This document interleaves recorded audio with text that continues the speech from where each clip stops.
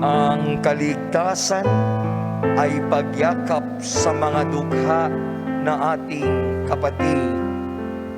Today, the 33rd Sunday in Ordinary Time, we mark and celebrate the 5th World Day of the Poor.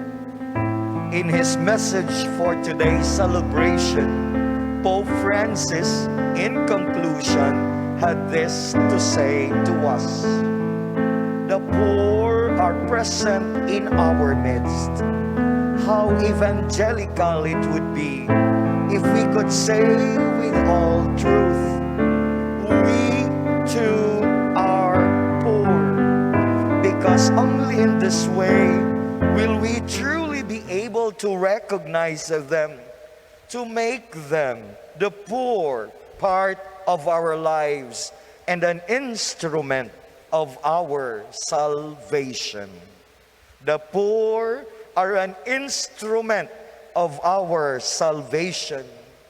What a beautiful reminder for us as we reflect on the invitation of today's readings, na tayo ay marapat maghanda sa pagdating ng anak ng tao, si Jesus na siyang hukom na hahatol sa atin.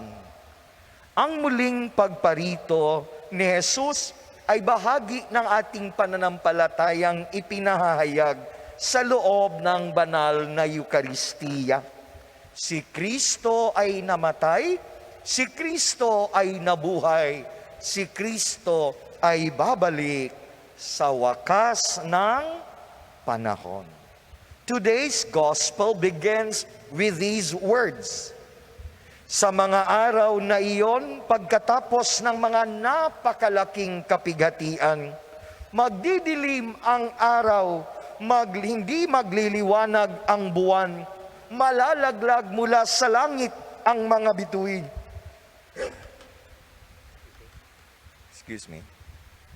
At mayayanig ang mga kapangyarihan sa kalawakan. Ganito din naman ang tono ng aklat ni Propeta Daniel sa unang pagbasa. Sa pagkakataong yaon, darating si Miguel, ang makapangyarihang bantay ng bansang Israel, at magkakaroon ng matinding kahirapang hindi pa nangyayari kailanman. These are examples of the apocalyptic literature in scriptures, mga apokaliptikong panitikan. Tinutukoy at nagsasalarawan ang mga ganitong imahen, mga kwento at lengguwahe tungkol sa katapusan ng mga panahon, the end of the times, na malimit nating naririnig bilang end of the world. What is described in today's readings is chaos, trouble, crises, a day of tribulation and cosmic disorder, a disaster that is unsurpassed in distress, more than this pandemic that we are currently experiencing. Matapos ang mga kakilakilabot na pangitain, sa pagpapatuloy ng Ebanghelyo, ito ang sinasabi: at makikita ang anak ng tao na nasa alapaap, dumarating na may dakilang kapangyarihan at malaking karangalan. Susuguin niya ang kanyang mga anghel sa 4 na panig ng daigdig, at titipunin nila ang mga hinirang ng Diyos mula sa lahat ng dako. Ang tinutukoy rito'y ang muling pagparito ng anak ng tao. But my brothers and sisters, stories about the end of the times are not meant to instill fear in our hearts or despair or hopelessness in our hearts. These stories are meant to bring hope to all of us, to encourage us to trust the Lord more and more, to console all of us who in one way or the other are in a distressful and difficult experience. But the question is, how could we trust? Why would we trust when what we have heard are all about chaos and trouble? We need to trust. We have to have faith and keep this faith alive. Sapagkat mayroon tayong isang dakilang pari, isang dakilang saserdote na lumuklok sa kanan ng Diyos. Ang dakilang pari ay walang iba kundi si Jesus ayon sa sulat sa mga Hebreo. Minsan lamang naghandog dahil sa kasalanan at iyo'y sapat na. Ang isa lamang paghahandog na nagmarapat maging banal sa kanyang mga nilinis mula sa kasalanan. In short, we need to trust God more because we have a Savior, we have a Redeemer who intercedes for us to the Father, seated at the right hand of the Father. Magtiwala tayo sa Diyos dahil ayon sa Ebanghelyo, mawawala ang langit at ang lupa, ngunit ang mga salita ko'y hindi magkakabula. The Lord is coming. This is certain. This is our faith. Pero sabi ni Jesus, ngunit walang nakaalam ng araw o oras ng pagsapit niyon, kahit ang mga anghel sa langit o ang anak man, ang Ama lamang ang nakakaalam nito.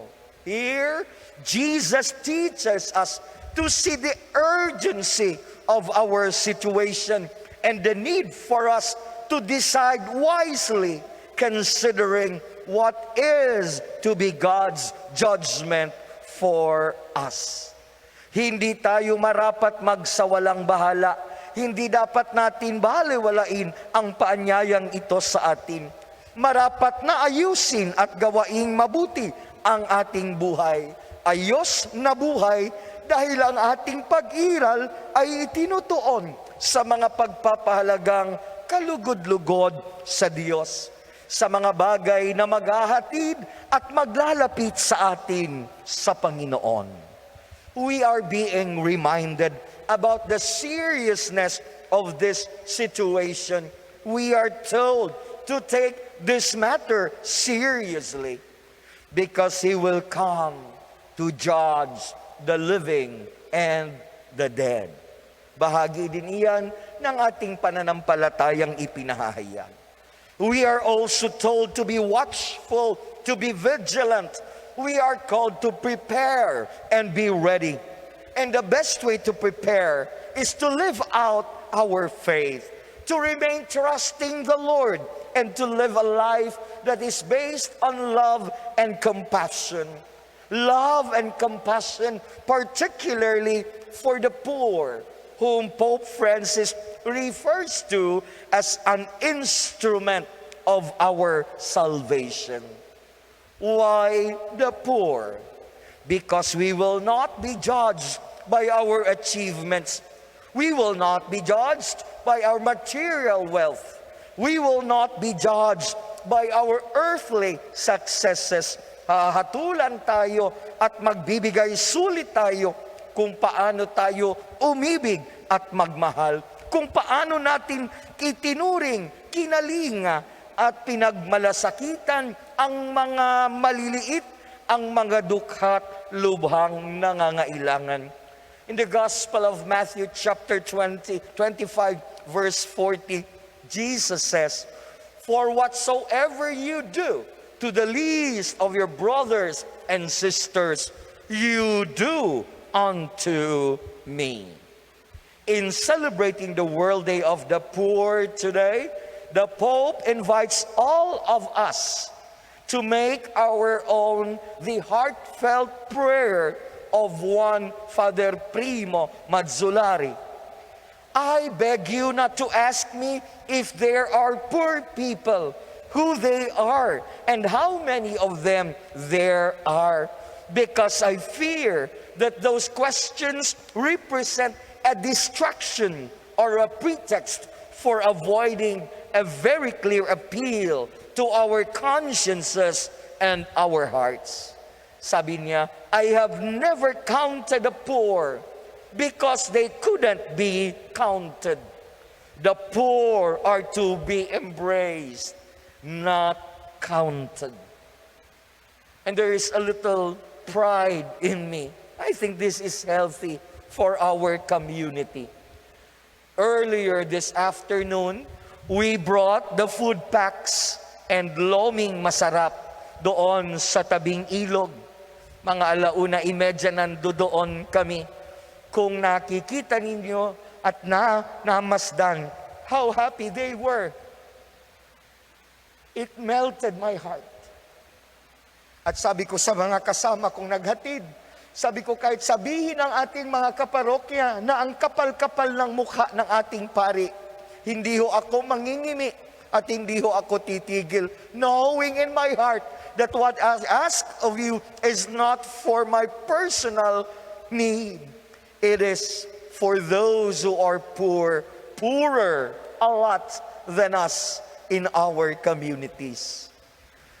Kami pa yung naghihikayat, oy, kumuha ka dun ng lalagyan, ang dami pang lomi. At ilalabas nila, kaldero, kaserola, malaking bandehado, yung mga lalagyan ng ice cream. Pagkatapos meron pa, babalik. They were very happy. I think they are happy not because they received something from us. They are happy because somehow we embraced them. We recognized their presence in our community. And I promised them as their pastor, as your parish priest, sabi ko, kapag maganda-ganda na ang panahon, we will celebrate the Mass right in tabing ilog. Then I asked, nasa tabing ilog kayo, pwede ba diyan ikakakong mangisda? Sabi, Father, ang lalaki ng tilapia dyan at mga hito. They are there.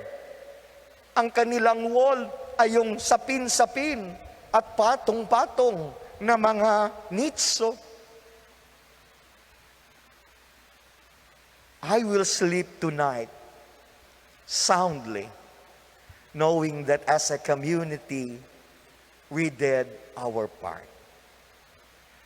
If the poor in us and among us are, in the words of Pope Francis, an instrument to our salvation, then we would not need to worry. We can do something. We have the opportunity to embrace them, to listen to them, to be with them. For the poor, you will always have with you. Tulungan nawa tayo ng Diyos. Amen.